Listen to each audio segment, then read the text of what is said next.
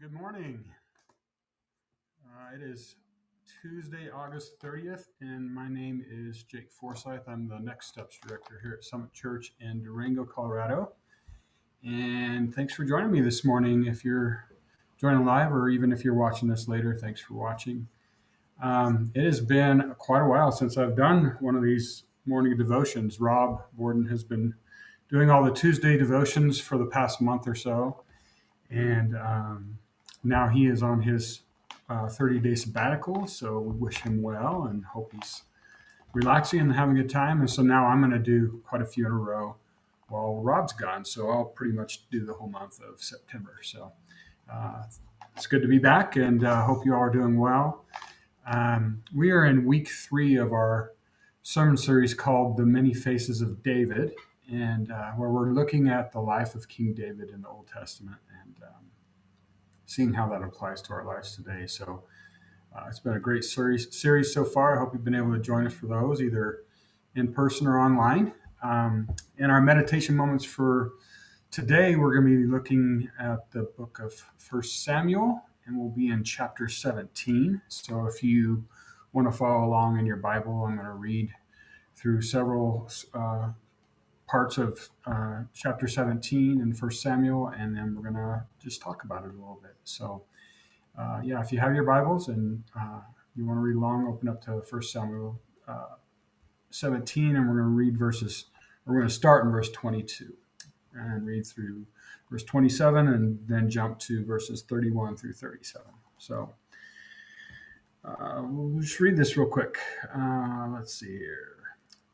So basically, this part of the story is where Samuel is looking for. Uh, Samuel has appointed David as the next king, but they don't know that yet, or most people don't know that yet. And David is still a shepherd at this point, but a bunch of his brothers are off to war with King Saul. And David's father sends David to take some food to them. And that's where we pick it up in this story. So 1 Samuel 17, starting verse 22. David left his things with the keeper of the supplies and hurried out to the ranks to greet his brothers. As he was talking with them, Goliath, the Philistine champion from Gath, came out from the Philistine ranks. Then David heard him shout his usual taunt to the army of Israel. As soon as the Israelite army saw him, they began to run away in fright. Have you seen the giant? The men asked. He comes out each day to defy Israel. The king has offered a huge reward to anyone who kills him. He will give that man one of his daughters for a wife, and the man's entire family will be exempted from paying taxes.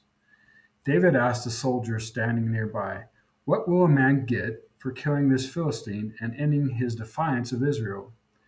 Who is this pagan Philistine anyway, that he is allowed to defy the armies of the living God?" And these men gave David the same reply. They said, "Yes, that is the reward for killing him." Now we're going to jump down to verse 31 and read through 37. Then David's question was reported to King Saul, and the king sent for him. "Don't worry about this Philistine," David told Saul. "I'll go fight him." "Don't be ridiculous," Saul replied. "There's no way you can fight this Philistine and possibly win. You're only a boy, and he's been a man of war since his youth." But David persisted. "I have been taking care of my father's sheep and goats," he said. "When a lion or a bear comes to steal a lamb from the flock, I go after it with a club and secure the lamb from its mouth. If the animals turn on me, I catch it by the jaw and club it to death. I have done this to both lions and bears, and I'll do it to this pagan Philistine too, for he has defied the armies of the living God. The Lord who rescued me from the claws of the lion and the bear will rescue me from this Philistine." Sorry, my lighting in here is horrible. I couldn't quite see the what I was reading there. But anyhow, We got through that. So a few things I wanted to just point out that I kind of observed as I was reading through this passage earlier in the week. And the first is that David was not afraid of this giant like the rest of Israel's army seemed to be, including King Saul. But instead, David, with no military training at all, was eager to face this giant. And this giant was terrifying everyone else, but David was just like, seemed like he was chomping at the bit. And so the first question that I thought of is, why do you think David's reaction was so different than Saul's and his armies, for that matter? And it says in the before the passage that I just read, a few verses before that, it says that they had been in a standoff with the Philistine army for 40 days straight up to that point when David was up on the scene. And yet um, they're afraid. They're not wanting anything to do with this giant. And yet David shows up and he's eager to just take care of it right then and there. And as I was thinking about that, I remember what Pastor Jeff shared in his sermon this past weekend. And so I think at least part of the difference between David's response to the giant and Saul and the rest of his army's response was had to do with perspective. And David was seeing the situation from a completely different perspective than everyone else was in Israel's army. And he didn't see facing off with the giant as something to be afraid of, but instead he saw it as an opportunity. I think he saw it both as an opportunity to better his own situation and his family because of this reward that King Saul had promised to the man who killed Goliath. But he also saw it as an opportunity to stand up for what he refers to as the living God. And so I think that was a big difference. And so sometimes when we're facing giants or mountains or life's challenges, sometimes it's just a shift of perspective that can really help us get through that. The other thing that I kind of noticed is that David was bothered by the way Goliath was defying his God, and that motivated him to act. Unlike Saul and the rest of his army, David wasn't going to stand by and let Goliath continue to throw those insults out at his God. And he immediately starts asking questions to people in the army about why everyone was allowing this to happen and not doing anything to stop it.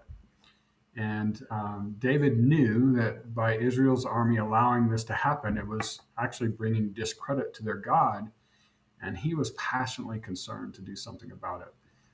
And that was a very different reaction than what the rest of Israel's army had been doing for the previous 40 days. So that was another thing that stood out. And then the last thing is that David had confidence that the living God that he believed in and had relied on in the past was going to be with him and help him defeat the giant. He had that confidence because it says the previous experience he had had as a shepherd who had rescued his lambs from the mouths of lions and bears.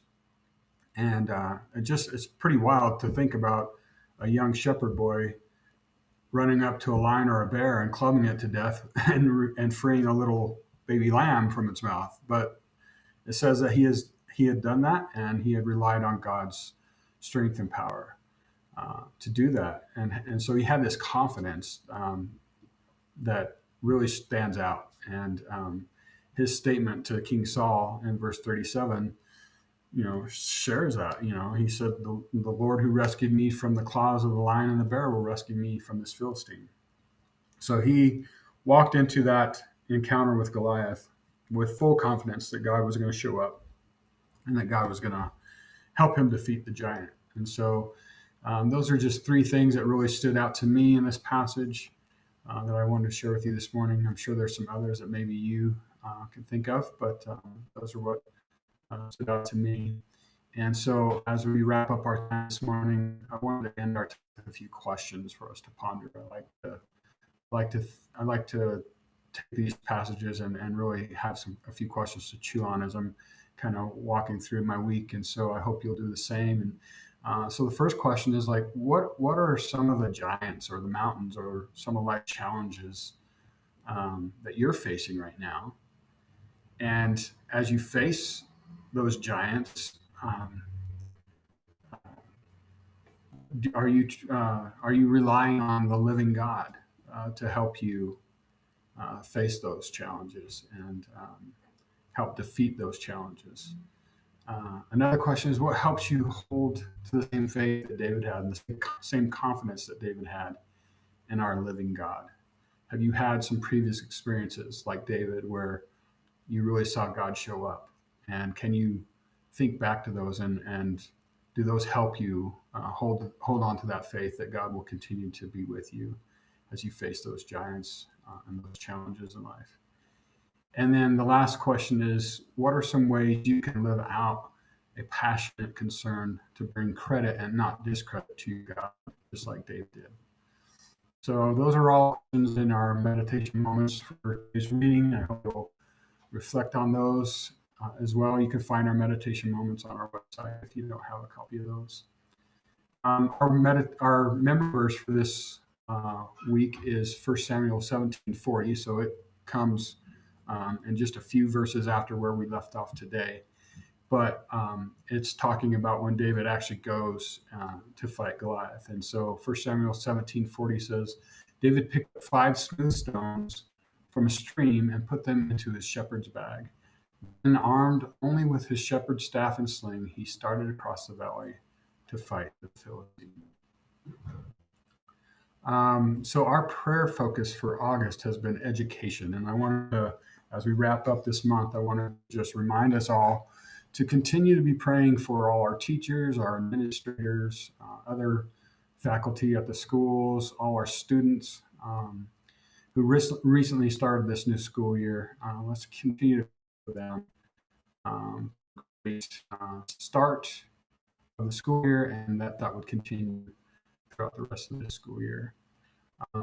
I think we should also be praying for our youth pastor, Kelsey. She is recently started in her full-time role here, and just be praying for her and her team, and as she tries to recruit new leaders and volunteers for the ministry.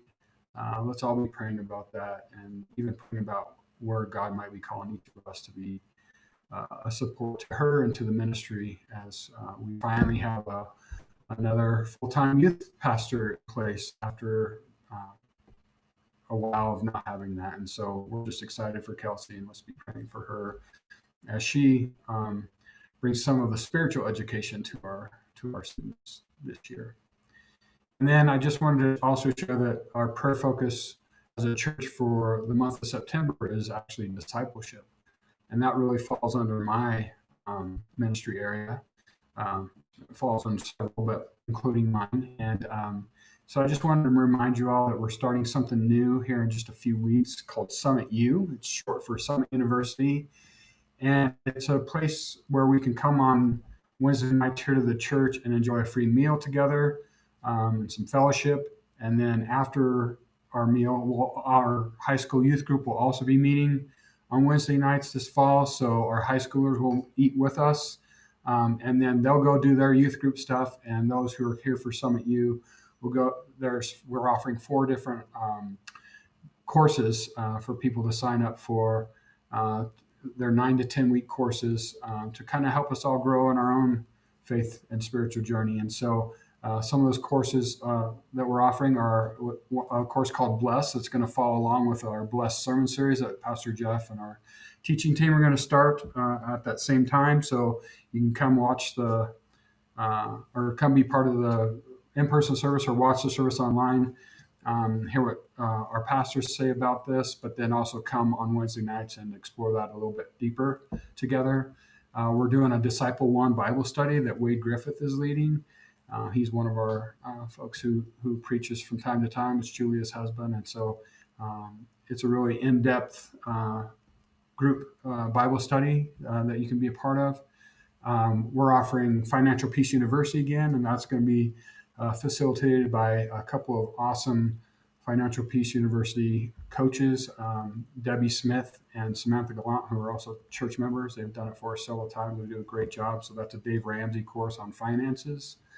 And then the last one is a Leadership from the Heart course that Tanner Church, our serving director here, is going to be leading. And that's a great course that was developed by Church of the Resurrection in Leawood, Kansas.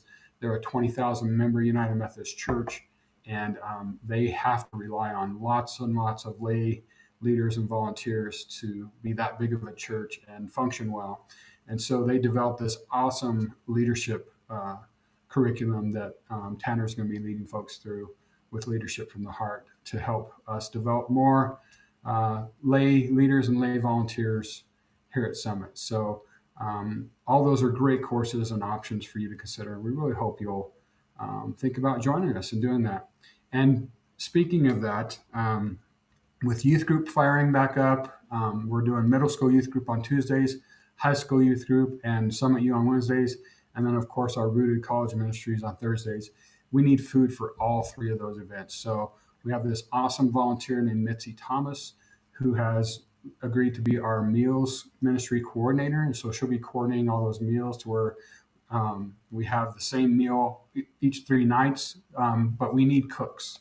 We really need cooks to come in, 2 or 3 cooks for each Tuesday, Wednesday, and Thursday to help prepare those meals for those events. So if that's something you're passionate about, if you like to cook, if you like to fellowship with others while you're cooking, we'd love to have you contact us about that and get you signed up for an upcoming Tuesday, Wednesday, or Thursday evening starting in mid-September. So hope you'll think about that as well. But lots of opportunities. It's really cool that we're opening back up to a full array of events like we used to do before COVID hit. And so this really feels like the first time since COVID that we're really ramping back up full steam ahead. And so we're excited about that. But that means we need more people to help out and make sure we have everything covered that we need to get covered to make those ministries possible. So I hope you'll consider being part of that this fall. Thanks again. And that's all I have for today. And I will see you all next Tuesday. All right. Bye-bye.